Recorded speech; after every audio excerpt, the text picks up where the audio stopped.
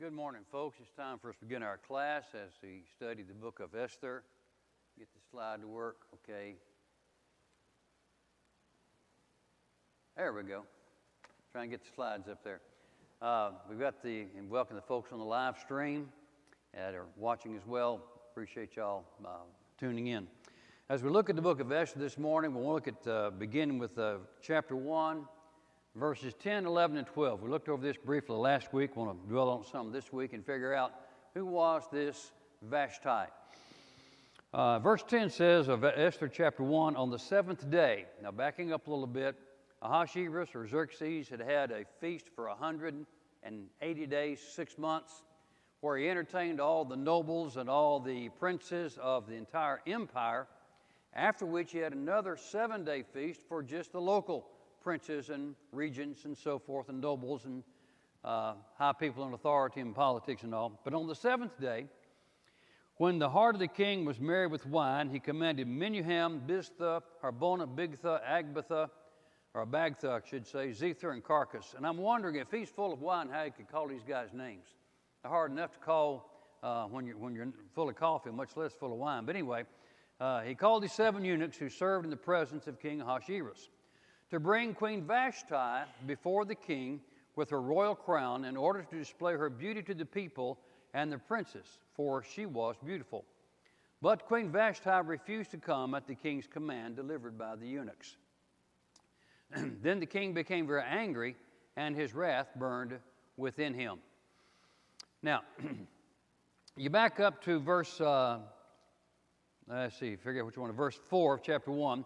During this 180-day feast, Ahasuerus demonstrated or displayed the riches of his royal glory and the splendor of his great majesty. So this first feast was designed to show off his treasuries. And so the vaults were open so everybody could walk by and see how much he had, which is to me, counterproductive, because the purpose of all this feasting was to get all these people involved in the army that he was pulling together to march against Greece. In the first 2 years of his reign, we talked about last week, he had squashed the rebellions in Egypt and in Babylonia, and now he's getting ready to try to conquer Greece, which his father had attempted and failed. So who was this Vashti? Now, here we got a map of the Persian Empire, and just get an idea of how massive this area was. And if you can see on the map there, a little red line running like from Sardis get my fingers right on the left side of the map, down to Susa, which is kind of the center of the map.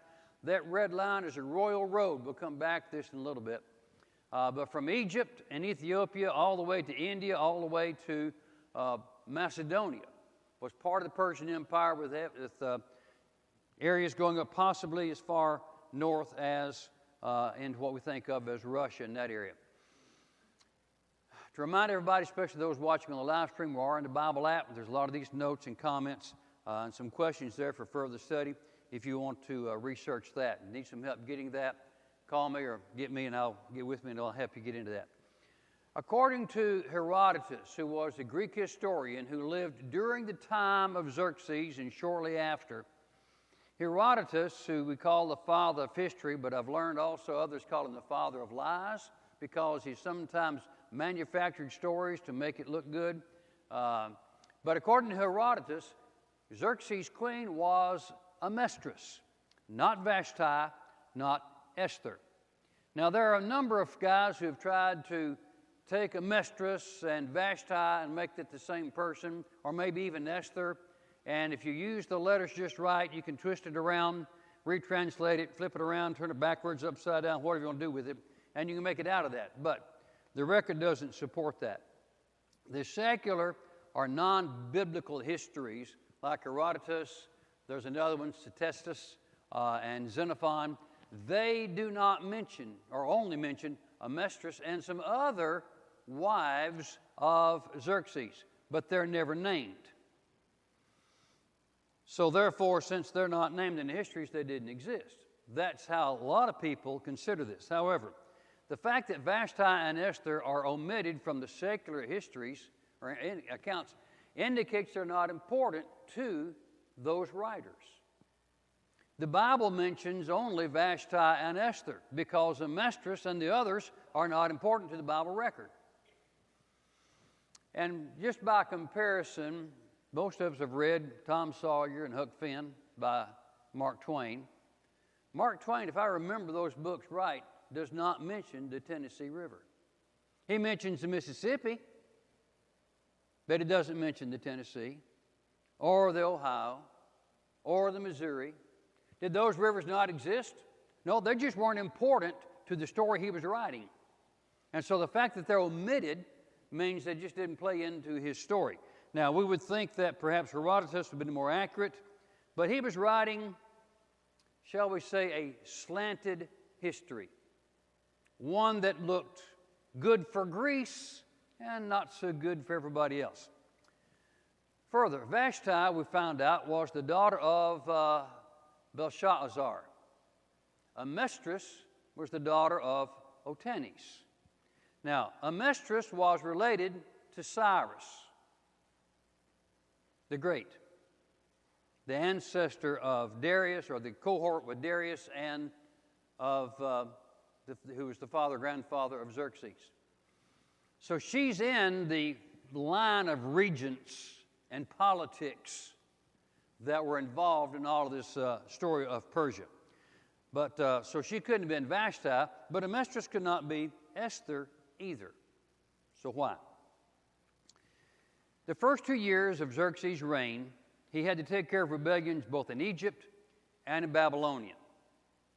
Esther chapter 1, the first 9 verses, we talked about this 9-month or 6-month banquet that he held as a fund drive to raise money for his conquest towards Greece. At the end of that, Vashti is deposed. So after her being deposed as queen, Xerxes takes off and goes to attack Greece. He's gone for about 4 years. He has this massive army and this massive navy.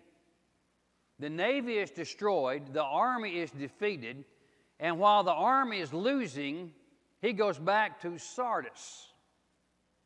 While he is at Sardis, kind of camped out there, he has to send part of his army back to Babylonia to squash another revolt. So while he's there, he had an affair with his daughter-in-law. He tried to have an affair with her mother, who was his sister-in-law, who was married to his brother, Masistes. I forgot to put that up there, sorry about that. So he was trying to have an affair with her, and she refused him. So then he arranged for her daughter to marry his son, Darius. Now, there's a number of Dariuses there, so you just don't worry about which one it was. And then he has an affair with her. Meanwhile, and her name, by the way, was Artaente.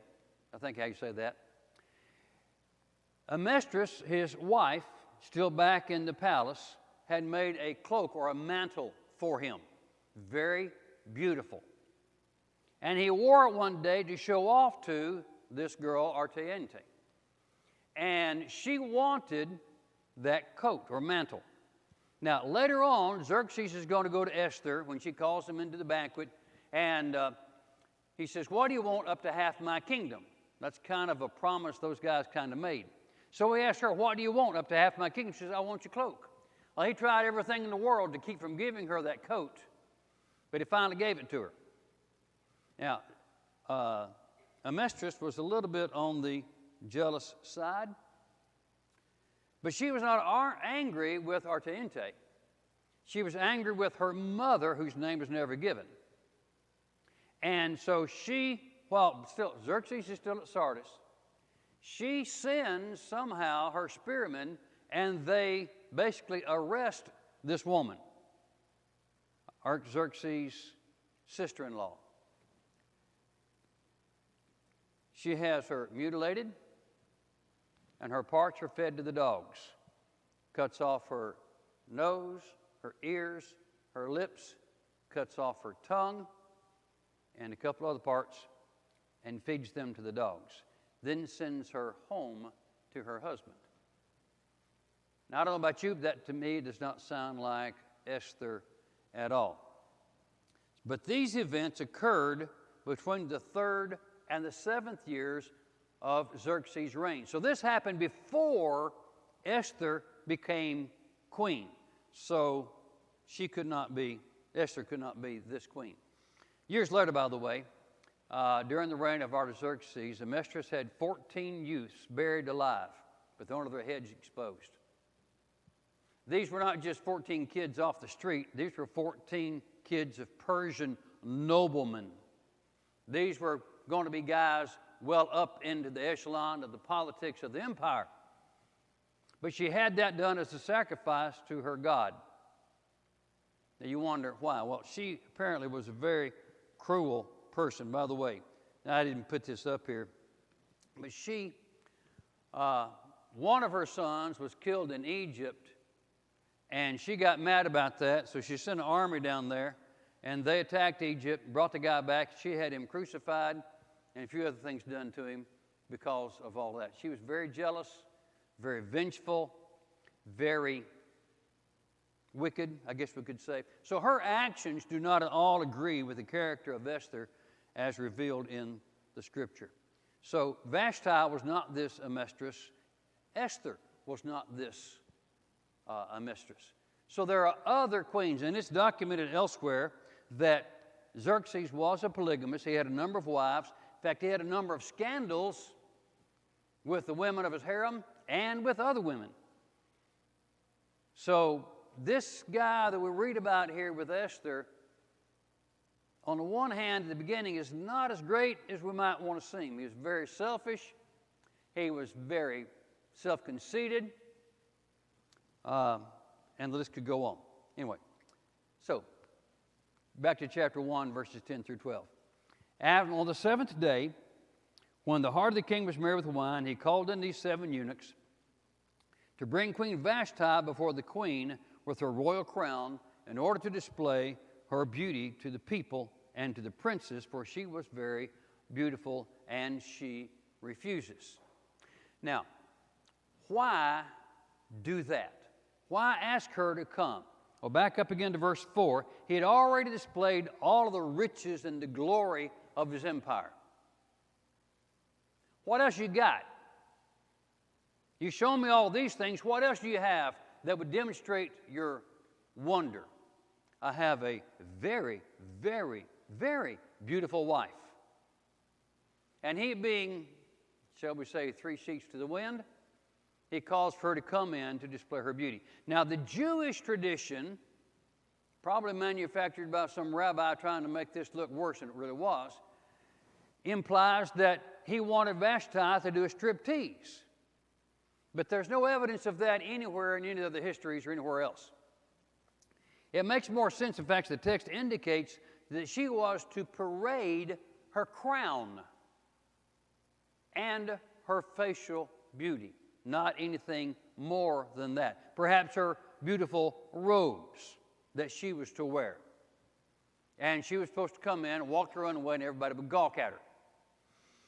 The crown was very ornate. Of course, it was based on the turban concept, a peaked turban with a royal gold, and it was also inlaid with the numbers of precious jewels. So just looking at the crown was something to behold, not to mention the beauty of her face. So why did she refuse? It was inappropriate for a Persian woman to be seen by a man other than her husband. She was always to be veiled. And perhaps Vashti had some scruples that she didn't want to parade herself and be gawked at by these guys. So, on the basis of inappropriateness, not just for, if I can use this term, bear with me, a common housewife, as opposed to the queen of the empire. I mean, if it's inappropriate for this person, it's got to be inappropriate for that person, if we have this social caste idea in mind. So with that in mind, she felt it inappropriate, and so she refused to do so. Well, that raises all kinds of problems. Beginning in verse, and it should say verse 13. Then the king said to the wise men who understood the times, for it was the custom of the king to so speak before all who knew law and justice, and were close to him, Karshena, Shethar, Admatha, Tarshish, Meres, Marsena, and Memucan, the 7 princes of Persia and Media who had access to the king's presence and sat in the first place in the kingdom. Okay, so here's the picture. You've got the king on his throne, and he's surrounded with these 7 important people. They are not vying for the crown. They are not enemies of the king. They are not in any way trying to take over the kingdom. They are his chief advisors. They are his chiefs of staff. They are his most important counselors. So verse 15, he asked these guys, according to the law, what is to be done with Queen Vashti? Because she did not obey the command of King Ahasuerus delivered by the eunuchs.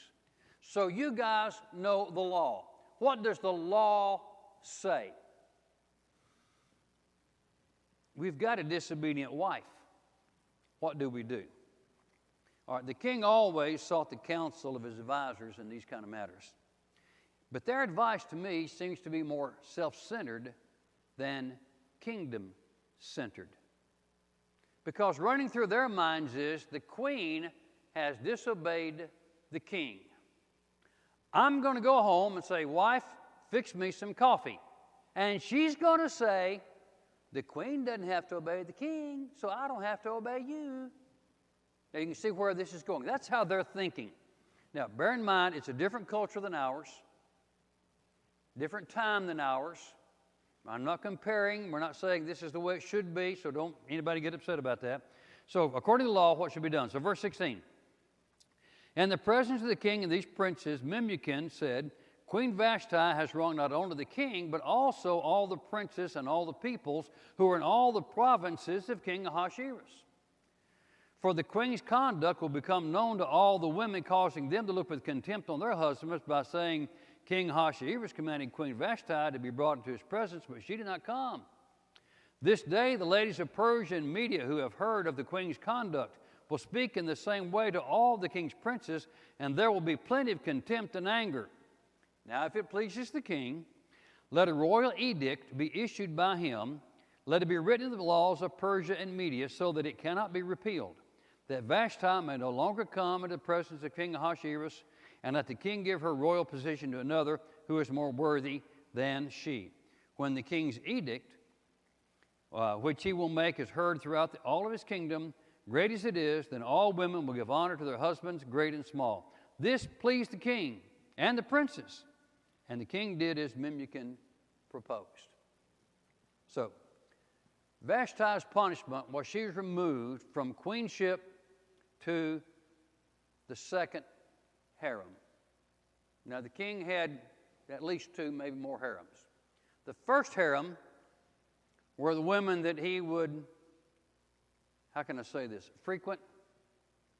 He would attend to them on occasions. The second harem never saw the king, and he never saw them. They were daughters of nobles that were given as gifts, or as we read in chapter 2, when they bring all these ladies in for the king, he doesn't like this. When she goes second harem, she never sees the king again. So Vashti was banned, expelled from the king's presence, and never saw him again. That's her punishment. But the decree was designed, as we said last week, was designed just to keep all the women in their place according to their culture and their way of thinking. Not the right place, just how they saw it. But the decree says that every man is the master of his house. Verse 22. He sent letters to all the king's provinces, to each province according to its script, to every people according to their language, that every man should be the master in his own house and the one who speaks in the language of his own people. Now, nothing is said in this decree about Vashti or her actions or the reason why we've got to write this out. But the decree says basically 2 things. The man is the master of his house. And, this one slips by us, he's the one who speaks the language of his own people. Okay, what's the importance of that? There are, represented the Persian Empire, some 60 different nations. How many languages are spoken in this one nation of ours? Okay, it used to be English. But when America was founded, it took a while for English to become the national language, because we had immigrants coming in from all over Europe.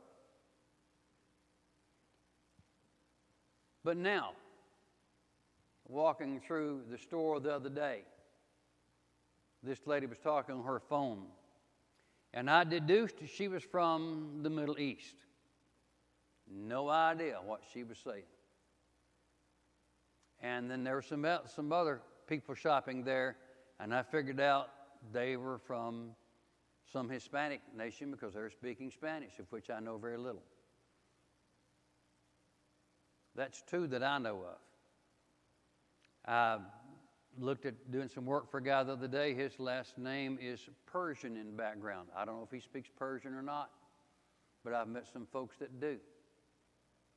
I know a fella who's from Iran. No, he speaks whatever their language is. Is it Farsi, I think? Okay, so we've got all these in our area. So what if we take an individual who speaks this language, let's say a man, and a woman who speaks a different language, and they get married? Which language do they speak? This law says that she will have to learn his language. He will speak in the language of his household, and everybody else in that household has to do the same. And so if this person marries a person who doesn't speak, the woman doesn't speak his native tongue, she has to learn it. That's what this decree says. That puts her in subjection further to her husband, making him the master of his house. So, honey, you have to speak my language, whatever my language might be. You say, well, that's not fair. Well, bear in mind, it's not our culture, it's not our nation, it's not our time frame. It's a whole different country, time, and that's how they did it. Like it or not, that's the way it was. And I've had people try to argue with me. Well, go back and argue with Xerxes if you want to. But that's 400 years or so before Jesus, so have at it. Now, the question comes, how did they get this message out? How in the world did this decree get written and sent out the empire? Now, back up just a little bit there. Verse 19. Let the royal edict be issued by him. Let it be written, laws of Persian media. And verse 22, the letter sent to all the provinces, all 127, to each province according to its script, to every people according to their language. Now, we're going to run across this phrase again. So this edict was written to every single language in the empire. And again, some 60 different nations. So how did they get the message out? The Pony Express. Seriously. Cyrus the Great invented the Pony Express. I'm going to back up to our map. That red line I told you about is the Royal Road running from Susa to Sardis. A rider, or a message, I should say, will get from Susa to Sardis in 7 to 9 days. That's a distance of about a little over 1,600 miles.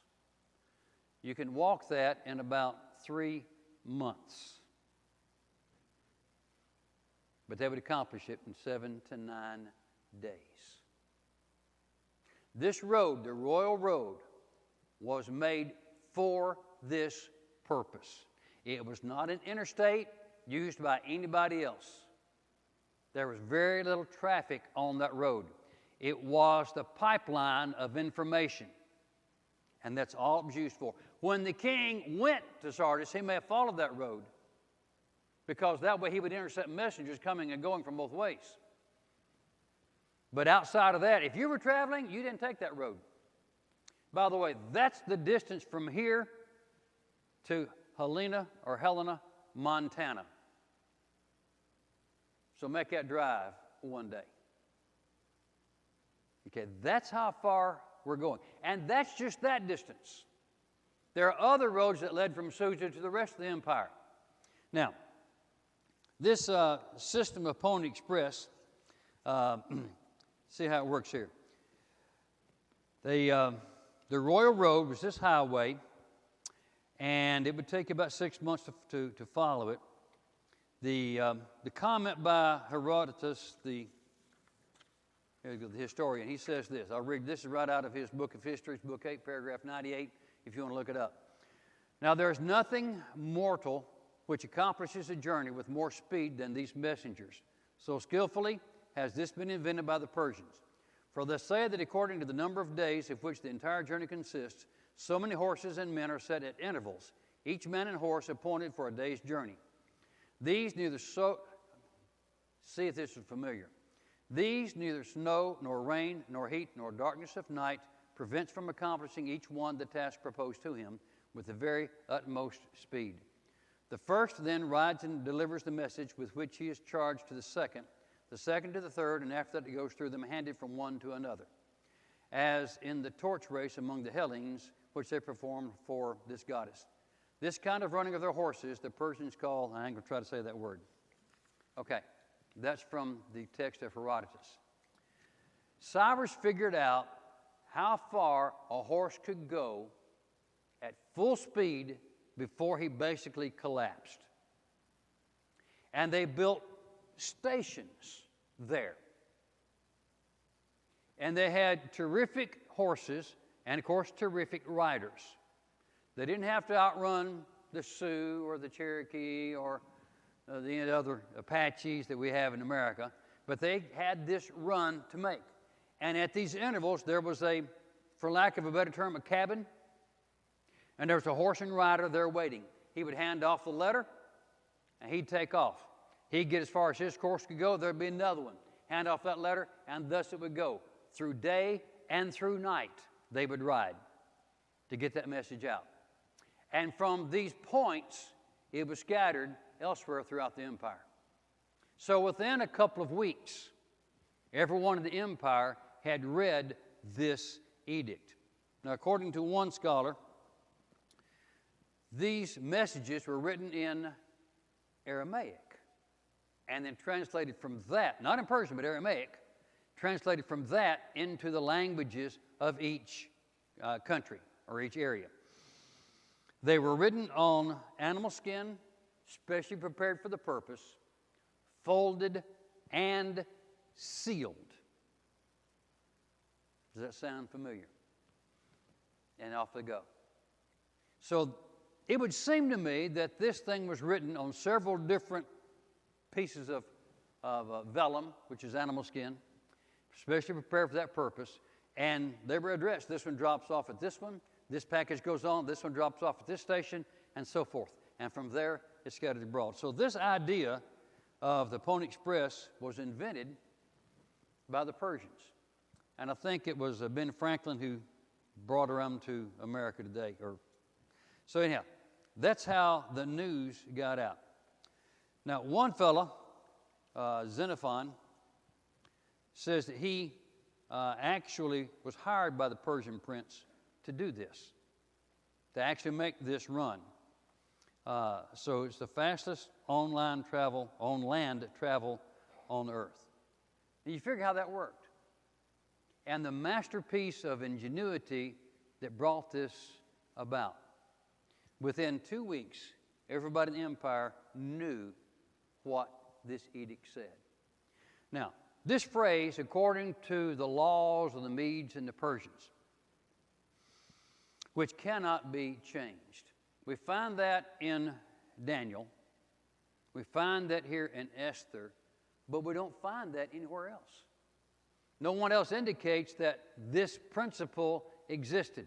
But the idea was that once the king writes out an edict, it cannot be changed. It cannot be repealed. It cannot be altered. It cannot be disobeyed. And we'll see that later with the fight with Haman. Sorry, I had to think of the word there. All right, so Xerxes reigned from 486 to 465, returning from the defeat in Greece. About the 7th year of his reign, and according again to Herodotus, he sought comfort from his harem. But when he gets back home, after his defeat, his queen Vashti has been deposed. She has been out of the queenship for 4 years. And in essence, there's not been a queen for Xerxes. Thus, chapter 2 of Esther. Let's read. And we'll come back again to this next week. After these things, when the anger of King Ahasuerus, now these things is a pretty big word because you've got this 4 years of battle. He remembered Vashti and what she had done and what had been decreed against her. Then the king's attendants who served him said, "Let beautiful young virgins be sought for the king. Let the king appoint overseers in all the provinces of his kingdom." Now, folks, this is not a local search. He sends out to all the provinces. So when we read this, okay, Monday they decided to write this, by Tuesday they had everybody in. No. This took some time. Think of the time frame here. So let the king appoint overseers, verse 3, and all the provinces of his kingdom, that they may gather every beautiful young virgin to the citadel of Susa, to the harem, into the custody of Haggai, the king's eunuch, who's in charge of the women, and let their cosmetics be given them. Then let the young lady who pleases the king be queen in place of Vashti, and the matter pleased the king, and he did accordingly. So, 4 years later, after Vashti is deposed, we've used this express system again to send the message throughout the empire that all these beautiful young virgins be brought in. A few weeks ago, Sunday afternoon, Debbie found on, I think it was Netflix, Hulu, Roku, somebody TV, I forget which one it was now, a movie about Esther. I said, that sounds interesting. I wasn't interested. I was tired. It was nap time. She turned it on. Well, I had to watch it. Very interesting. But they showed that they gathered every woman in Susa. And it was done pretty quickly. And it was kind of gave some insight, but they gathered women from all over the empire. So we've got girls brought in from, and I'll back up here if I can get the right button. We've got girls brought in from Egypt and Ethiopia, from all of Asia Minor, from Macedonia, from India, what we think of as southern Russia, from Pakistan as we think of it, from Iran, Iraq, from all this area. Women from all over that empire are brought in. Now, I don't think they grabbed every girl. They sent these overseers out, and they picked the most beautiful ones. So they had kind of a beauty pageant. Bringing out, I could just see them go into town and say, all right, line up all your pretty girls. Okay? And they kind of parade around and said, oh, I'll take this one and this one. No, you don't make the cut. This one and this one and this one. All right, these go with me. And then they are carted back to the palace. Now, if it takes the horsemen on the Pony Express 7 to 9 days to get from Susa to Sardis, it's going to take a while for these girls on carts to come that far. It's a pretty good trip. This may have taken some time. And so it may be that it wasn't exactly at the end of that terminology or term when Xerxes got back, but before he returned, after the loss of his army and the loss of his navy. So in that year or so, before he got back to the palace, this was being done. So when he got there, all his girls were there waiting on him. And let their cosmetics be given to them. I love that. They spent 6 months taking cosmetic baths. Then they take another 6 months taking cosmetic baths. A year in preparation to see the king. Now, I read that they would sit in a room where incense was being burned, and they were basically applied with myrrh. And so they absorbed into their flesh the smell of the incense and the myrrh. Now, that's an idea. But, guys, when she says, "I'll be just a minute," we know what that means. Don't pull out a clock. It ain't going to work. But just remember that Xerxes waited a year for Esther to get ready. So just be patient. She probably won't take that long. And I read the other day, when a man says one last cast is equal to a wife saying, "I'll be there in 5 minutes." So those guys that go fishing, we enjoy that. So I'll be there in a little bit. So that's the idea. So verse 5, excuse me. Now there was at the citadel in Susa a Jew whose name was Mordecai, the son of Jair, the son of Shimei, the son of Kish, a Benjamite, who had been taken into exile from Jerusalem with the captives who had been exiled with Jeconiah, king of Judah, whom Nebuchadnezzar, the king of Babylon, had exiled. Now here's a problem. If Mordecai had been taken by Nebuchadnezzar, even if he was taken in 586, he would be at this point, this being 480, about 480. So do the math right quick. About 94 years later, Mordecai is one old dude if he was taken by Nebuchadnezzar. And it's even worse if you try to do the math on the ancestry. He is the son of Jair, who was the son of Shimei, who was the son of Kish. Kish was the father of King Saul.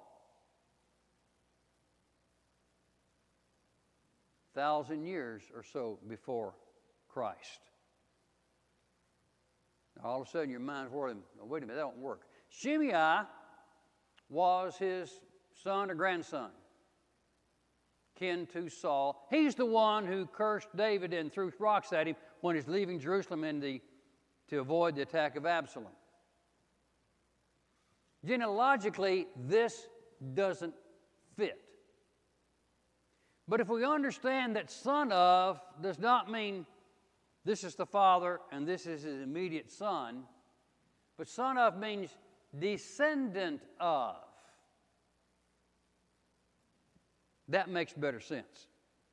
And it may be that this name was reused in the generations. You remember when John the Baptist was born and all the folks came in and said, "What you going to name him?" Elizabeth says, "We're going to name him John." I said, no, you can't do that. There's nobody named John in your family. You got to use a family name. Call him Zacharias after his father. Or call him, no, he's going to be called John.